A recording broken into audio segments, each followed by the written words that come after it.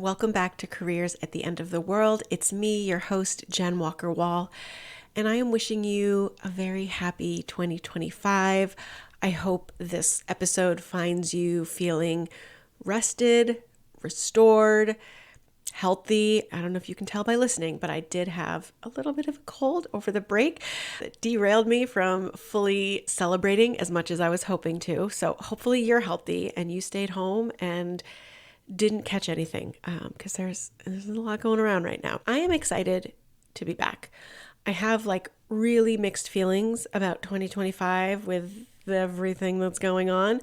And even the first couple days of 2025 have been pretty bonkers. I'm trying to buckle in and show up and take care of myself and moderate my access to social media as much as possible. And I hope and assume that you're all doing the same. So hope we're all hanging in there.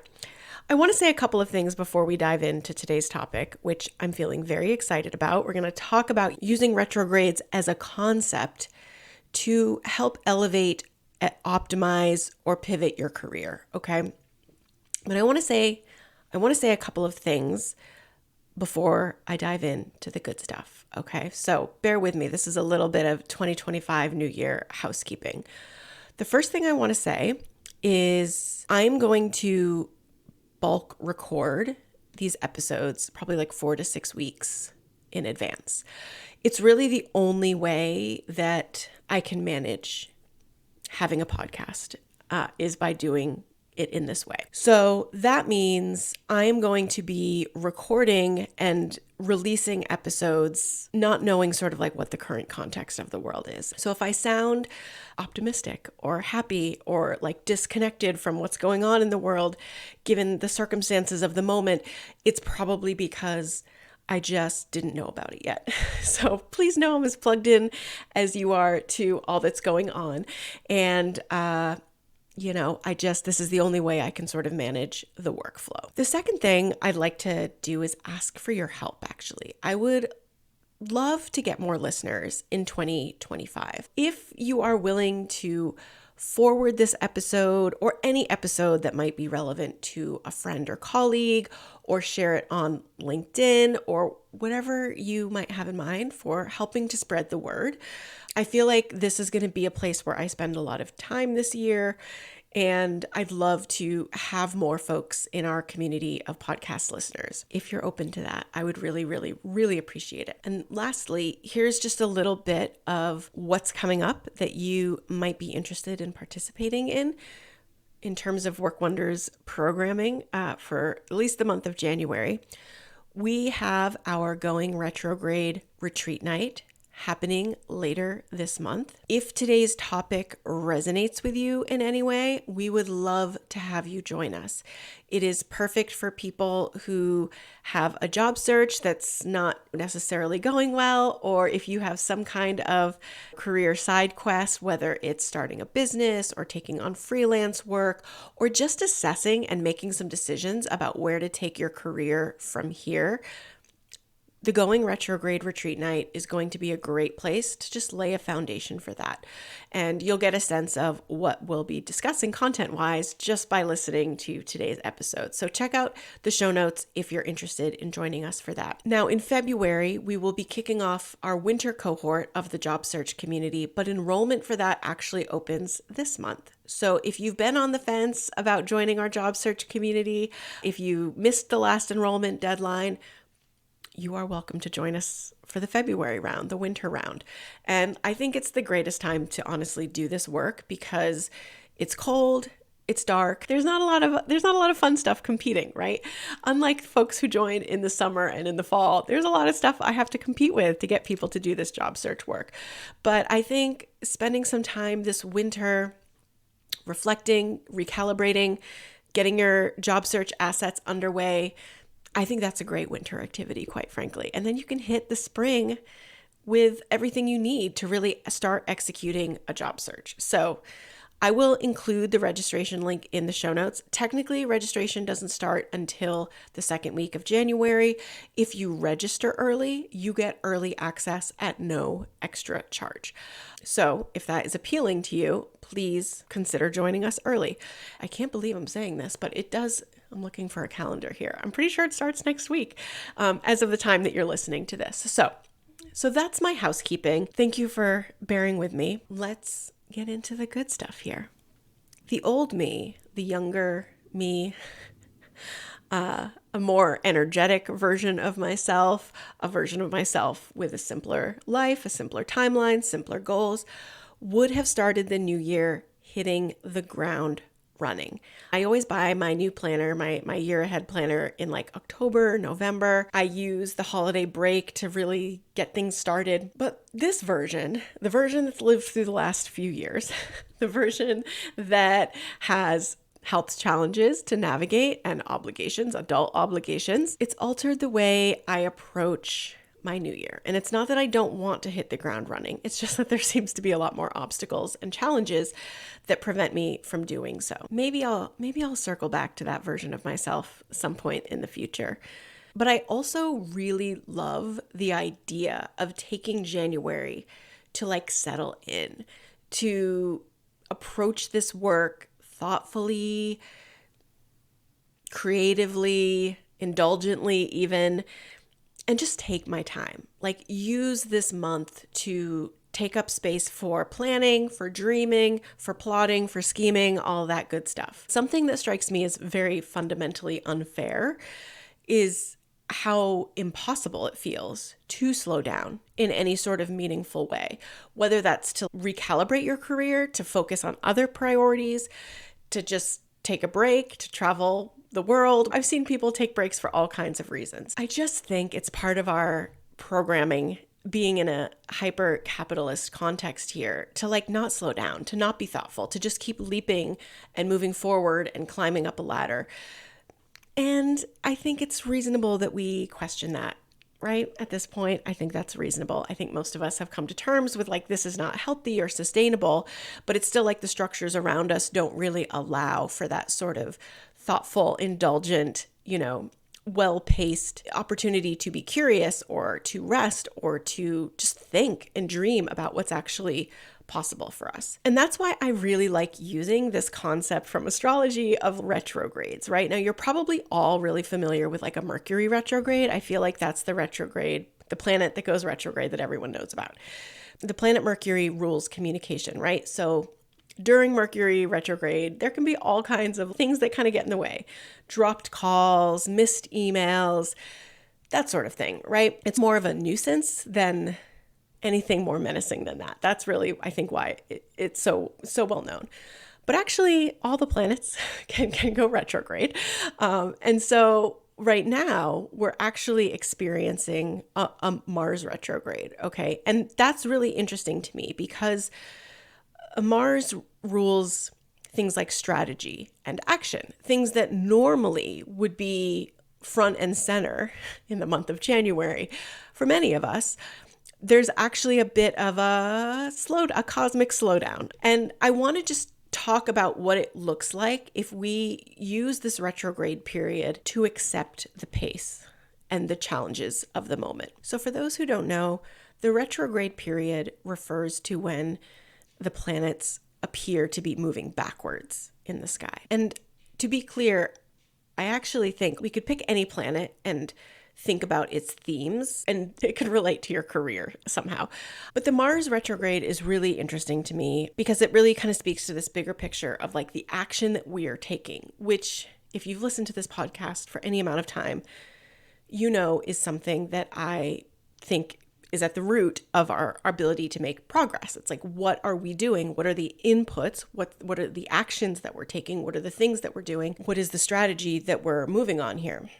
If we're moving on a strategy. If you feel yourself not moving forward in the way that you'd hoped, you could be just bouncing off a little retrograde Mars energy, and you're welcome to battle with that energy. I think we're all doing that to some degree. We're all showing up and doing something, right?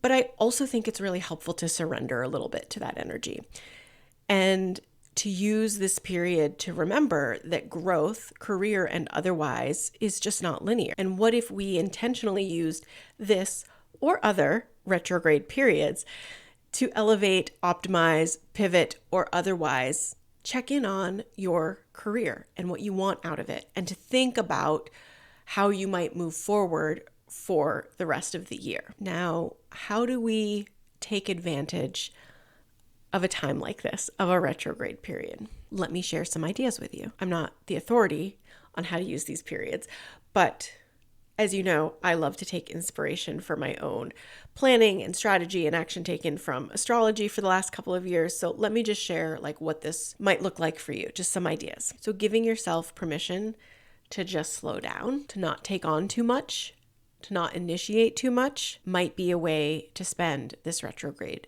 period. For those of you who are working right now, to really check in with yourself about that experience. What parts of it are feeling easy and which parts of it are feeling challenging. For those of you who are active job seekers, you might want to think about how that process is going for you. What has that looked like? Or if you're trying to get a business off the ground, how is that going? What does that look like for you? I actually have a job search audit episode coming up later this month, but this is also the kind of work we're going to be doing together at the retreat. And one of the things that I think is really important, and I'll talk about this more at the retreat and in this podcast episode it's scheduled for later this month, is what does the data show us about the work we've done for the last 3 months or 6 months?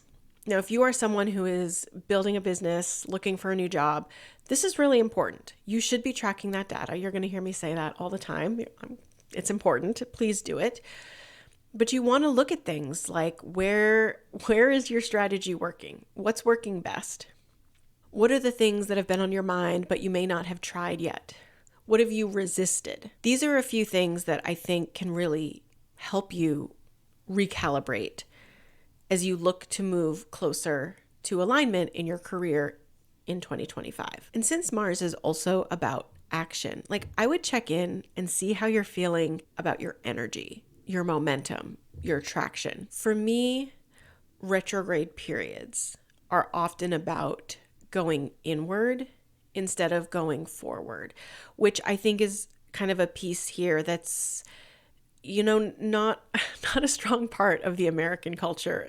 It's not, right? Like it requires a pause. It requires a willingness to, not make constant linear progress, but to really check in on whether you're on the right track, whether you're going where you want to go, whether you're doing the things that are moving you forward in the way that you want to be moving forward. And by identifying what's working and what's not, we create opportunities to kind of double down on what is working and release ourselves from the pressure of tactics that are not getting us where we want to be. I think these periods are also really good for journaling.